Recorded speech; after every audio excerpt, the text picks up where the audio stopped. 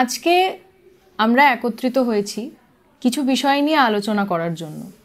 আমার নাম রিমঝিম এবং রাত দখল আন্দোলন থেকেই আমরা দেখতে পাচ্ছি যে বহু বিষয় নিয়ে আলোচনা করার মতন অবকাশ তৈরি হচ্ছে।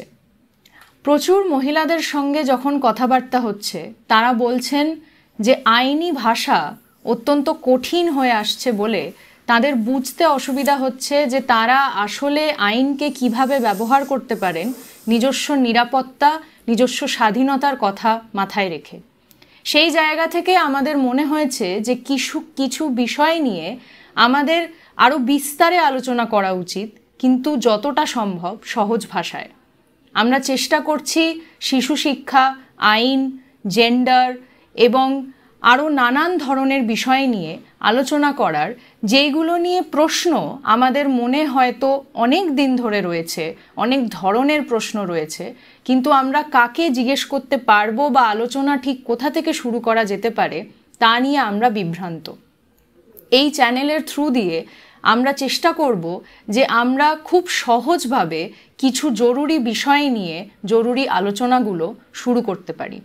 আপনারা যারা মনে করবেন যে আপনাদের প্রশ্ন আমাদের কাছে পৌঁছানো জরুরি, তারা অবশ্যই কমেন্ট সেকশনে প্রশ্ন দেবেন। একটার পর একটা ভিডিও আমরা বানাতে চাইছি যেখানে আমরা আমাদের মতন করে আপনাদের কাছে আপনাদের প্রশ্নগুলোর উত্তর নিয়ে আসার চেষ্টা করব। আজকে আমরা কথা বলতে চলেছি গার্হস্থ্য হিংসা বা ডোমেস্টিক ভায়োলেন্স নিয়ে। বধূ নির্যাতন হিসেবেও আমরা এটিকে জেনে এসেছি। আমাদের আইন আসলে আমাদের কতটা অধিকার দেয় গার্হস্থ্য হিংসা বা ডোমেস্টিক ভায়োলেন্সের বিরুদ্ধে কোনো ধরনের অ্যাকশন নেওয়ার ক্ষেত্রে, তাই নিয়ে আমরা আজকে কথা বলতে চলেছি অ্যাডভোকেট জয়তী সাহার সঙ্গে। উনি দীর্ঘ 25 বছর ধরে আইন এর জগতে পেশাগতভাবে কাজ করছেন। এই মুহূর্তে সাহা অ্যান্ড রে অ্যাডভোকেটসের একজন কো পার্টনার অ্যাডভোকেট জয়তী সাহা। আপনাকে স্বাগত। নমস্কার। এবং ওনাকে প্রথমেই অত্যন্ত ধন্যবাদ জানাতে চাই যে আমাদের সহজভাবে এই কথাগুলো নিয়ে আলোচনা করার জন্য উনি যেহেতু রাজি হয়েছেন। এবং আমাদের কাছে সবসময় এটা মনে হয়েছে যে আইনের ভাষা অত্যন্ত খুব কমপ্লিকেটেড ভাষা। আমরা অনেক ধরনের আইনের ধারা হয়তো দেখে এসেছি, জেনে এসেছি, কোনো খবর বেরোলে আমরা বুঝতে পারি যে কোনো একটি ধারায় আমরা আমাদের নির্যাতনের ব্যাপারে কথা বলতে পারি, কিন্তু যেই আইনের কোনো বই খুলে পড়ার চেষ্টা করি যে আসলে অধিকারগুলো কোথায়, তখন মনে হয় যে এই কথার মারপ্যাচে আর কোথায় হারিয়ে গেলাম বুঝতে পারলাম না। সেই জায়গা থেকে প্রথমে তোমার কাছে যেটা প্রশ্ন সেটা হচ্ছে যে গার্হস্থ্য হিংসা বা ডোমেস্টিক ভায়োলেন্স বলতে আমরা ঠিক কি বুঝবো বা কি পড়ে এই গোটা শব্দবন্ধটার মধ্যে?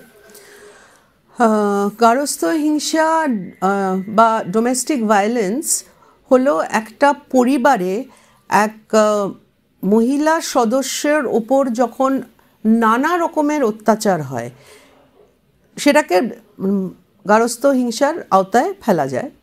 এবার এই গার্হস্থ্য হিংসার কয়েকটা ভাগ আছে, যেমন শারীরিক নির্যাতন। শারীরিক নির্যাতন হচ্ছে গায়ে হাত তোলা, মারা। তারপরে আছে মানসিক নির্যাতন। মানসিক নির্যাতন হচ্ছে খুব খারাপ করে কথা বলা, বাইরের লোকের সামনে খারাপ করে কথা বলা, অপমানজনক কথা বলা, এরকম নানা রকম তার যে কনফিডেন্সটা আছে সেটাকে ভেঙে দিয়ে সেরকমভাবে কথা বলা, এগুলো মানসিক নির্যাতনের মধ্যে পড়ে। এছাড়া আছে যৌন নির্যাতন, সামাজিক নির্যাতন, অর্থনৈতিক নির্যাতন।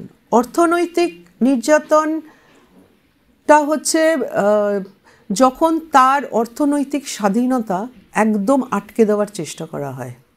তার নামে কোনো সেভিংস থাকলে, তার নামে কোনো বাড়ি থাকলে সেগুলো হাতিয়ে নেওয়া, তার হাতে কোনো পয়সা না দেওয়া, যাতে সে ওই বাড়ি থেকে আর কোথাও নিজে বেরিয়ে গিয়ে কিছু না করতে পারে। এই যে অর্থনৈতিক জিনিসটা আছে, এইটার সাথে অনেক মানসিক নির্যাতনটাও জড়িত। কারণ সে যখন অর্থনৈতিক, তার হাতে যখন কোনো টাকা নেই, পয়সা নেই, সে কোথাও কারোর সাথে কথা বলতে পারছে না, কিছু করতে পারছে না, তখন সে মানসিকভাবে খুব বিপর্যস্ত হয়ে যায়। আরেকটা হচ্ছে সামাজিকটা হচ্ছে একটা মহিলা যখন, একটা মেয়ের যখন বিয়ে হয় তখন সে শ্বশুরবাড়িতে যায়, শ্বশুরবাড়িতে পরিবেশটা আলাদা, নতুন মানুষজন, সে আস্তে আস্তে তার মধ্যে মানিয়ে নেয় নিজেকে। আর সামাজিক নির্যাতন সেই সময়ই আসে যখন তাকে তার নিজের পরিবারের সঙ্গে, মানে তার বাপের বাড়ির সঙ্গে বা তার বন্ধু বান্ধব বা পাড়ায় আর যারা যারা আছে সবার সাথে তার যোগাযোগ বিচ্ছিন্ন করে দেওয়া হয়। এটা সামাজিক নির্যাতনের মধ্যে পড়ে। এরকম কয়েকটা ভাগ আছে, সব কিছুই ডোমেস্টিক ভায়োলেন্সের মধ্যে পড়ে। জয়তিদি, আপনি বললেন যে কি কি ভাগ রয়েছে গার্হস্থ্য হিংসা বা ডোমেস্টিক ভায়োলেন্সের গোটা পরিসরের মধ্যে। যদি তার একটা ডেফিনিশন আমরা বোঝার চেষ্টা করি, তার একটা সংজ্ঞা আমরা বোঝার চেষ্টা করি, তাহলে তার মধ্যে কি কি পড়ছে সেটা আমরা আপনার থেকে এক্ষুনি জানতে পারলাম। এর পরবর্তীতে আমার মনে হয় যে প্রশ্নটা সবার আগে আসে মাথায়, যে আমি যদি বুঝতে পারি যে এই ধরনের কোনো ঘটনা আমার সঙ্গে ঘটছে, তাহলে পরবর্তী পদক্ষেপটা কি? একদম প্রথম থেকে আমি কি কি করলে সব থেকে ভালো করে প্রতিকারের রাস্তা পেতে পারি? আমি যদি বুঝতে পারি যে আমার সঙ্গে নির্যাতন হচ্ছে, তাহলে আমার প্রথমেই যেটা করতে হবে সেটা হচ্ছে এই যে কোন দিন কি সময় খুব স্পষ্টভাবে, নির্দিষ্টভাবে পুরো ব্যাপারটাকে একটা জায়গায় রেকর্ড করতে হবে। যদি আমি নিজে লিখতে নাও পারি, আমি কারোর একটা সাহায্য নিয়ে আমি ওই জিনিসটা একটা জায়গায় রেকর্ড করব। এটার মধ্যে যে ঘটনাটা ঘটেছে সেটা তো খুব পরিষ্কারভাবে থাকা উচিত। কে কে ইনভলভড তাদের নাম পরিষ্কারভাবে দেওয়া, কি সময় ঘটেছে ঘটনা, কোন দিন ঘটেছে, ঘটনা ঘটার ঠিক আগে কি হয়েছে, ঘটনা ঘটার ঠিক পরে কি হয়েছে, বাড়িতে আর কে কে সদস্য ছিল যারা দেখেছে, এইরকমভাবে পুরোটা রেকর্ড করতে হবে। তারপরে যেটা করতে হবে সেটা হচ্ছে যেইখানে আমি থাকি, ধরো সেইখানকার অঞ্চলের যে আমার ডিস্ট্রিক্ট কোর্ট আছে, ওখানে ম্যাজিস্ট্রেটের কোর্টে প্রোটেকশন অফিসার থাকে। যেই প্রোটেকশন অফিসার এই আইনের, ডোমেস্টিক ভায়োলেন্স অ্যাক্টের আন্ডারেই অ্যাপয়েন্টেড, তার কাছে যেতে হবে। সেখানে গিয়ে তাকে বলতে হবে যে আমার সাথে ডোমেস্টিক ভায়োলেন্স হচ্ছে। তখন এই যে ঘটনাটা সে লিখে রেখেছে এইটাই জানতে চাইবে। ওখানে কিছু ফর্ম আছে, সেই ফর্মে প্রোটেকশন অফিসার পুরো ঘটনাটা ফিল আপ করবে। করার পরে ওখানে আর আমার কাজ না, তারপরে প্রোটেকশন অফিসার ঠিক পর কি কি নেক্সট স্টেপ নিতে হবে সব গাইড করে দেবে। এর মধ্যে মেডিকেল এক্সামিনেশন করার যদি ঘটনা ঘটে থাকে যেখানে মেডিকেল এক্সামিনেশন করতে হবে সেটার ব্যবস্থা করে দেবে। তারপরে আমি যদি তারপরে যদি এটা মামলার জায়গায় যখন যাবে, তখন আমার কাছে ধরো কোনো পয়সা নেই, আমার পয়সা সব নিয়ে নিয়েছে এরা, তাহলে লিগ্যাল এডের ব্যবস্থা করে দেবে। এরকম অনেক কিছু পাওয়ার আর ডিউটিস প্রোটেকশন অফিসারের দেওয়া আছে এই অ্যাক্টে।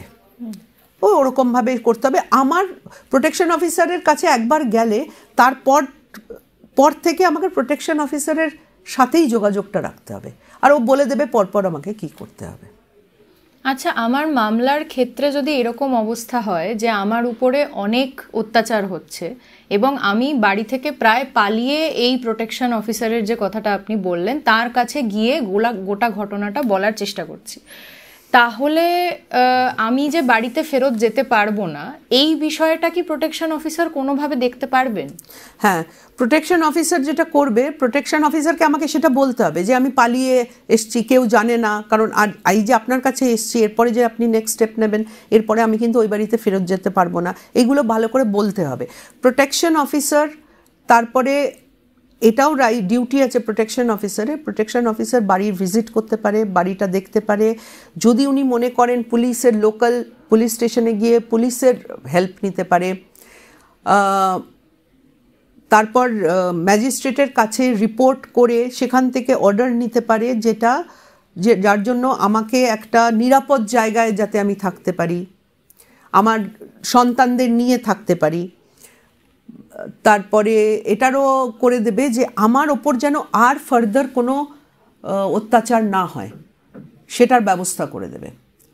সে যদি মনে করে যে না এই বাড়িতে থাকলে অত্যাচার হবেই, তাহলে আমাকে অন্য জায়গায় থাকার ব্যবস্থা করে দেবে।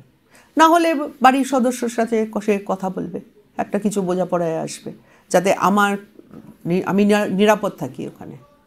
তাহলে এখনো অবধি আমরা বুঝতে পারলাম যে 2005-এর ডোমেস্টিক ভায়োলেন্স অ্যাক্ট যেটা এসেছে, সেই অনুযায়ী প্রোটেকশন অফিসারের কাছে গেলে আমরা পরপর যে ধরনের সুবিধাগুলো দরকারি, সেই প্রত্যেকটি সুবিধা কিন্তু ওনার দায়িত্বে রয়েছে, ওনার রেসপন্সিবিলিটি হিসেবে থাকবে যে উনি আমাদেরকে এই সুবিধাগুলো পাইয়ে দেবেন। কিভাবে দেবেন? উনি সরকারি হিসেবেই ওখানে আধিকারিক হিসেবে রয়েছেন এবং ওনার দায়িত্বের মধ্যে এই বিষয়গুলো পড়ছে। তাহলে জয়তিদি, পরবর্তী প্রশ্নটা যেটা তোমার কাছে, যে এরপরে এটা কি পরিষ্কারভাবে আমরা বুঝে নিতে পারি যে আমাদের উপর কোনো নির্যাতন ঘটলে, সেটা যদি পরিবারের মধ্যে কোনো নির্যাতন ঘটে, আমরা পুলিশের কাছে যাব না, একেবারেই কি প্রোটেকশন অফিসারের কাছে যাচ্ছি? হ্যাঁ, যখন 2005-এর আইনটা আসেনি, তখন একটা ধারা ছিল আমাদের আইপিসিতে, যেটাতে বধূ নির্যাতনের একটা ধারা ছিল। সেখানে একটা পরিবারে বউয়ের ওপর যখন অত্যাচার হতো, সে স্বামী করুক, শ্বশুর করুক, দেওর করুক, আর যারা আছেন করুক, তখন ওই পুলিশের কাছে প্রথমে যেতে হতো। পুলিশের কাছে একটা মেডিকেল, ধরো হয়েছে, শারীরিক অত্যাচার হয়েছে, সেই সব সার্টিফিকেট নিয়ে যেতে হতো। পুলিশ এই সব ঘটনা শুনে 498-এর এফআইআর করে দিত। 498-এর এফআইআরটা হওয়া মাত্রই মানেই হচ্ছে সঙ্গে সঙ্গে এসে তুলে নিয়ে যাবে, তুলে নিয়ে পুলিশ কাস্টাডিতে রেখে দেবে, পরের দিন ম্যাজিস্ট্রেটে প্রডিউস করবে। আর অ্যারেস্ট করে যে ওই যে রেখে দিল, তারপরে ওর বার করা খুব অসুবিধা, মানে নন বেলেবল, এটা বেল ফেল পায় না। তারপরে 2005-এ এটা আসার পরে দেখা গেল যে শুধু বধূদের ওপরেই নির্যাতন হচ্ছে না, একটা পরিবারে, একটা জয়েন্ট ফ্যামিলিতে অন্যান্য যে সদস্য আছে, মহিলা সদস্য, সে মা হতে পারে, বোন হতে পারে, অবিবাহিত ননদ হতে পারে, আর যারা আছে অ্যাডপ্টেড মেয়ে হতে পারে, তাদের উপর অত্যাচার চলছে। সবাই কিন্তু এই ডোমেস্টিক ভায়োলেন্স অ্যাক্টের আন্ডারে সে রিলিফ পাবে। আচ্ছা, তো শুধু আমরা বধূ নির্যাতন বললে আমরা খুব টানেল ভিশন হয়ে গেল, মানে আমি একটাই খালি দেখে যাচ্ছি, বাট আছে এটা কিন্তু অনেক কিছুই এর মধ্যে ইনক্লুড করা আছে। তো পুলিশের কাছে না গিয়ে প্রথমে, যেহেতু এই অ্যাক্টটা আছে এখন, আর এই অ্যাক্টের আন্ডারে প্রোটেকশন অফিসার আছে, প্রথমেই যেটা করতে হবে, ডিস্ট্রিক্ট কোর্টে যেতে হবে, সেখানে গিয়ে ম্যাজিস্ট্রেটের কোর্টে প্রোটেকশন অফিসার কে আছেন ওই অঞ্চলে, তার সাথে দেখা করতে হবে। এবার প্রোটেকশন অফিসার তার পর কি তাকে কি করতে হবে সব বলে দেবে। সেখানে পুলিশকে যদি ইনভলভ, কোন স্টেজে গিয়ে ইনভলভ করতে হবে, কিভাবে, সেটাও প্রোটেকশন অফিসার বলে দেবে।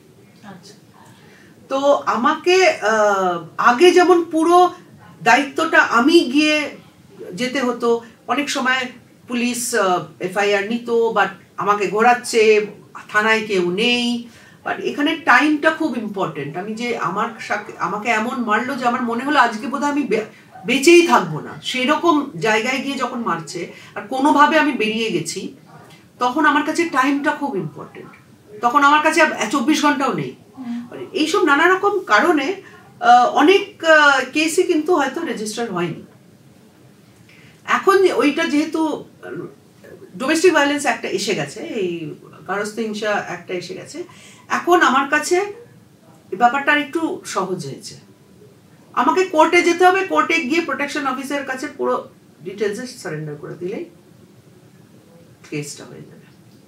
এবার ধরো মাথায় আসছে যে অনেক সময় আমরা কিন্তু পাড়ার মধ্যে শুনতে পাচ্ছি যে অন্য একটি বাড়িতে কাউকে নির্যাতন করা হচ্ছে, কিন্তু আমাদের অনেক সময় যেটা মাথায় আসে সেটা হচ্ছে ওনাদের প্রাইভেট বিষয়, যার উপর নির্যাতন হচ্ছে সে যদি এর বিরুদ্ধে কোনো ধরনের পদক্ষেপ না নিতে পারে বা নিতে চায়, তাহলে আমি এর মধ্যে ঢুকে কিছু করতে পারবো না।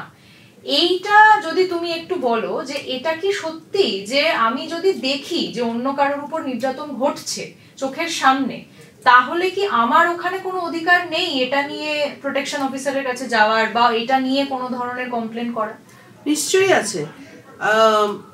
যার উপর নির্যাতন হচ্ছে অনেক সময় এরকম হবে, আমাদের সামাজিক যে কাঠামোটা আছে সেটাকে মাথায় রেখে তার হয়তো সাহসে কুলোবে না কোর্টে প্রোটেকশন অফিসারের কাছে যেতে, কারণ সে হয়তো ভাববে আজকে আমি প্রোটেকশন অফিসারের কাছে গেলে আমি আর এই সংসারে ফিরে আসবো না, আমার সংসারটা ভেঙে যাবে, আমার বাপের বাড়িতে মুখ দেখাতে পারবো না, তার মাথা দিয়ে অনেক কিছু চলতে পারে।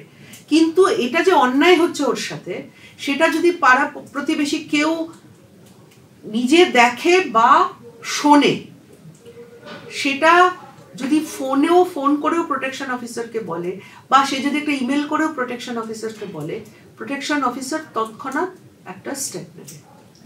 তখন সে এসে বাড়িতে এসে একবার দেখবে যেখানে ঘটনাটা ঘটেছে ঘটনাটা সত্যি কিনা, তারপরে যা যা করার সব ওরা ডিউটিসে আছে সেগুলো ওরকম ভাবেই করবে। আচ্ছা, তার মানে আমি কি এরকম ভাবেও করতে পারি যে আমার পাড়ায় কারোর উপর যদি এই ধরনের কোনো নির্যাতন হচ্ছে বলে আমি দেখতে পাচ্ছি, তার যদি আমি কোনো ভিডিও করলাম বা তার যদি আমি নিজে কোনো প্রমাণ নিয়ে আসলাম, সেই প্রমাণ কি গ্রাহ্য হবে? প্রোটেকশন অফিসার তোমার যে প্রমাণের কথা বলছো, এই প্রমাণটা কোর্টের মামলা চলার জন্য তোলা না, এটা হচ্ছে প্রোটেকশন অফিসারকে বলা যে যেটা আমি বলছি এটা সত্যি, প্রোটেকশন অফিসারকে বোঝানো, তাহলে আরো ব্যাপারটা ইজি হয় যে আমি আপনাকে দেখাচ্ছি কি করছে ওই বাড়িতে ওই বউয়ের সাথে। এটা একটা অ্যাডিশনাল এভিডেন্স হিসেবে কাজ করবে। কিন্তু একটা ফোন কলও যেরকম মাইনে রাখবে, সেরকম একটা চিঠিও যদি সে হাতে লিখে পাঠিয়ে দেয় তাহলেও হবে। আচ্ছা, অনেক সময় মনে হয়েছে জয়তিদি যে ধরুন আমাদের যাদের উপরে পরিবার থেকে কোনো ধরনের নির্যাতন হয়, আমাদের মাথায় যেভাবে এই প্রমাণের বিষয়টা রয়েছে, তাতে মনে হয় আমরা যদি কোর্টে গিয়ে কথাগুলোকে প্রমাণ স্বরূপ না রাখতে পারি যে আমাদের সঙ্গে নির্যাতন ঘটেছে, তাহলে আর এটা নিয়ে এগিয়ে কোনো লাভ নেই। এবং এর মধ্যে সব থেকে বেশি করে যেটা ছাড় পেয়ে যায় বলে মনে হয় সেটা হচ্ছে ভার্বাল অ্যাবিউজ বা মুখে মুখে যে তর্ক বা গালাগালি করা। এই নির্যাতনের প্রক্রিয়াটা কখনোই এরকম তো হয় না যে আমি হঠাৎ করে বুঝে যাব যে কেউ আমাকে কোনো একটা সময় খুব খারাপ ব্যবহার করবে আমার সঙ্গে, গায়ে হাত না তুললেও যে এটা নির্যাতনের প্রক্রিয়ার মধ্যে ধরা হয় এবং এই গারস্থ হিংসার মধ্যে ধরা হয়, এই বিষয়টা নিয়ে কি আমি এগোতে পারি? মানে আমাকে কি সবসময় এটা প্রমাণ রাখতে হবে যে আমার সাথে কি ধরনের নির্যাতন ঘটছে, নাকি সেটা ছাড়াও আমি এগোনো আমার জন্য সম্ভব? হ্যাঁ, সম্ভব। কারণ আমি যখন কারোর মানে পরিবারের কারোর এগেনস্টে গিয়ে বলছি প্রোটেকশন অফিসারকে যে আমার সাথে এরকম করছে, আমাকে সারা রাত ঘুমোতে দেয় না, সারা রাত গালাগালি দিয়ে যায়, একটা মানসিক নির্যাতনের মধ্যে আমি ঢুকে গেছি, যখন মামলাটা রুজু হবে, মানে মামলাটা যখন স্টার্ট হবে, তখন যার এগেনস্টে আমি আনছি মামলাটা, যে কমপ্লেন করছি যার এগেনস্টে, তাকে প্রুফ করতে হবে যে সে সেগুলো করেনি। আচ্ছা, আমার উপর অত্যাচার হচ্ছে, আমার বলাটাই যথেষ্ট, বাট অত পরিষ্কার ভাবে বলতে হবে, মানে কোন দিন কোন সময়। এরকম অনেক সময় আমি কেস শুনেছি যেখানে মেরে ধরো মাথা ফাটিয়ে দিয়েছে, তো সে যখন সে জ্ঞান আছে তার, বাট সে তখন ওর কোজেন্টি ভালো করে পরিষ্কার করে গুছিয়ে সে কিছু বলতে পারছে না, তবুও যে তার উপরে নির্যাতন হয়েছে ওইটুকুই প্রোটেকশন অফিসারের কাছে গেলে প্রোটেকশন অফিসার তার মধ্যে থেকে তার ঘটনাটা পরিষ্কার করে বুঝে নিয়ে ফর্ম ফিল আপ করে যা যা করার আছে করবে। মামলা যখন চলবে তখন প্রমাণ চাইবে কোর্ট, সেই প্রমাণ যার এগেনস্টে আসছে, যে মারছে, সেই দেবে যে ও মারেনি। আচ্ছা জয়তিদি, আপনি বললেন যে কিভাবে মামলা আমরা করতে পারবো যদি আমাদের সঙ্গে কোনো ধরনের হিংসা হয় আমাদের পরিবারের কারোর তরফ থেকে। এর পরের যে প্রশ্নটা মাথায় আসে সেটা হচ্ছে মামলা করলাম, রোজ কি তাহলে কোর্টে যেতে হবে? দেখো মামলা করলে রোজ তো মামলাটা উঠবে না, বাট যেদিন যেদিন উঠবে সেদিন আমার যাওয়া উচিত, কিন্তু কোনো কারণে আমি যদি যেতে না পারি, আমার হয় যে উকিল দাঁড়াবে, সেই করে নেবে মামলাটা। আর সে আমার সাথে কথা বলে নেবে যে আজকে মামলাটাই হচ্ছে, আজকে আমি এই বলতে যাচ্ছি, কিছু বলার থাকলে সে ডিসকাস করে নেবে। কিছু কিছু সময় হয়তো অ্যাকচুয়ালি ম্যাজিস্ট্রেট চাইবে যে দুপক্ষই থাক, তখন যেতে হবে, সেটা জানিয়ে দেওয়া হয়, সবকিছু জানিয়ে দেওয়া হয়। আচ্ছা, আর মামলা করার সময় সবার আগে যে চিন্তাটা মাথায় আসে সেটা হচ্ছে যে আর্থিক খরচ। তাহলে গার্হস্থ্য হিংসার ক্ষেত্রে আর্থিক খরচের বিষয়টা ঠিক কি রকম? ওটাটা কি যার উপরে নির্যাতন ঘটছে, যার উপরে হিংসার ঘটনাটি ঘটছে, তাকেই মাথায় রেখে কাজ করতে হবে যে সে আর্থিক খরচটা কোথা থেকে নিয়ে আসবে, নাকি আর কোনো সুরাহা রয়েছে এই বিষয়ে? এই জায়গায় আমি যেটা বলতে চাইছি সেটা হচ্ছে আর্থিক খরচের, আমার কাছে ধরো পয়সা নেই, কারণ পয়সা তারা নিয়েছে আমার থেকে, আমার কিছু পয়সা নেই। তো আমাকে যখন মামলাটা উঠবে তখন আমাকে বলতে হবে, প্রোটেকশন অফিসার বা আমার উকিল যে দাঁড়াচ্ছে সে বলবে যে আমার কাছে সেই ঘটনাটা ম্যাজিস্ট্রেটকে বলবে। ম্যাজিস্ট্রেটের অর্ডার হতে পারে, যেখানে ম্যাজিস্ট্রেট এটাও বলতে পারেন যে যা খরচা হবে সেটা দুপক্ষ হাফ হাফ দেবে, যা খরচা হবে সে যে অ্যাকিউজড যার এগেনস্টে মামলা হচ্ছে সে পুরোটা বহন করবে, কারণ এর কাছে কিছু নেই। মামলাটা একবার স্টার্ট হয়ে গেলে তখন যা যা আমি চাইছি বা আমার থাকার জায়গা নেই, তখন অর্ডার করে দেবে থাকার জায়গা হবে, বা আমার মানে আমি আরো অত্যাচারিত হব কি না মামলা চলাকালীন সেটার জন্য আলাদা অর্ডার হয়ে যাবে।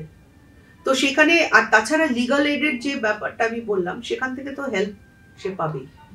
লিগাল এডের বিষয়ে কি কোনো এনজিও বা এই ধরনের কোনো সংগঠন থাকে? হ্যাঁ, লিগাল এড ওই যে আমি যেটা বললাম না, প্রোটেকশন অফিসার অ্যাপয়েন্ট করে সার্ভিস প্রোভাইডার, যে অ্যাকচুয়ালি হ্যান্ডস অন এই কাজগুলো করে দেয়, সেগুলো ইউজুয়ালি হয় রেজিস্টার্ড এনজিও, যারা নারী সুরক্ষা, হিউম্যান রাইটস এগুলো নিয়ে কাজ করছে। আচ্ছা, আমরা আমাদের এই পর্বের একদম শেষে এসেছি, এবং শেষে গিয়ে আপনার থেকে যেটা জানার, যে যারা এই ভিডিওটি দেখছেন, যারা আমরা বারবার বোঝার চেষ্টা করছি যে আইনে আমাদের কি কি অধিকার রয়েছে যা দিয়ে আমাদের উপর ঘটে যাওয়া নিত্যদিনের হিংসার বিরুদ্ধে আমরা কোন ধরনের স্টেপ নিতে পারবো, তাদের উদ্দেশ্যে যদি আপনার কিছু বলার থাকে। এটাই আমার বলার আছে যে আইন তো, সমাজ তো আইন করে দিয়েছে মহিলাদের নিরাপত্তার জন্য, কিন্তু স্পেশালি গ্রামাঞ্চলে আমি যেগুলো দেখি বা শুনি, যে সেখানে বাড়ির এক বউ সে বেরিয়ে এসে মামলা করবে তার স্বামীর এগেনস্টে, তার শ্বশুরের এগেনস্টে, বা তার অন্য পরিবারের অন্য কোনো সদস্যের এগেনস্টে, এই যে ব্যারিয়ার আছে এটাই টপকাতে সময় লেগে যায় লোকের। তখন অনেক কিছু মাথায় আসে, সেটা হচ্ছে তাকে ছোটবেলা সে যা দেখে এসছে, তার মাকে করতে দেখে এসছে, তার দিদাকে বা ঠাকুমাকে করতে দেখে এসছে, বা তার মা যেটা ওকে ছোটবেলায় বলেছে যে শ্বশুর বাড়ি যাচ্ছ, এখন শ্বশুর বাড়ি আজকে থেকে তোমার বাড়ি,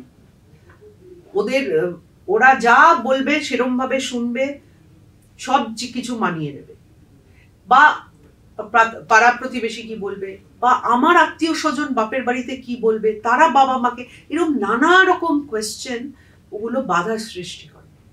কিন্তু এটার সবার ওপরে হচ্ছে যে আমিও তো একটা মানুষ, আমারও তো, আমি সমাজে যদি থাকি তাহলে আমার কিছু অধিকার আছে, সেই অধিকারগুলোই আমি চাইছি, আমি বাইরে গিয়ে কিছু চাইছি না।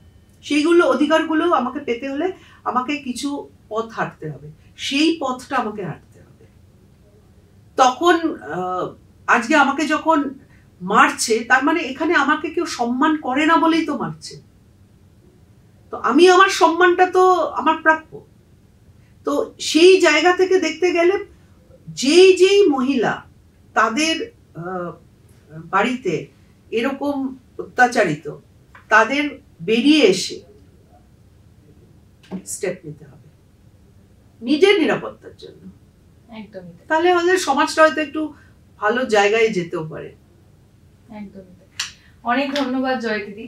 আজকে আমরা জয়তী সাহার সঙ্গে কথা বললাম। উনি একজন অ্যাডভোকেট। উনি আমাদের বোঝানোর চেষ্টা করলেন একদম সহজ ভাষায় যে গার্হস্থ্য হিংসা বা ডোমেস্টিক ভায়োলেন্সের যে অ্যাক্টটি রয়েছে তা থেকে কিভাবে পারিবারিকভাবে আমাদের উপরে যে হিংসাগুলি ঘটছে তার বিরুদ্ধে আমরা আমাদের নিরাপত্তা নিশ্চিত করতে পারবো। এর পরবর্তীতে আমরা চেষ্টা করব আইনের আরো অনেক বিষয় নিয়ে আপনাদের সঙ্গে আলোচনায় আসার, এবং আমরা আপনাদের রিকোয়েস্ট করতে চাই যে এই বিষয়েও আপনাদের যদি আর কোনো প্রশ্ন থাকে অবশ্যই কমেন্ট সেকশনে জানাবেন। আমরা চেষ্টা করব যতটা সহজ ভাষায় আইনি নানান বিষয় নিয়ে নারী নিরাপত্তা, নারী স্বাধীনতাকে মাথায় রেখে যতগুলো প্রশ্নের উত্তর আমরা খুঁজতে পারি আমরা খোঁজার চেষ্টা করব। নমস্কার।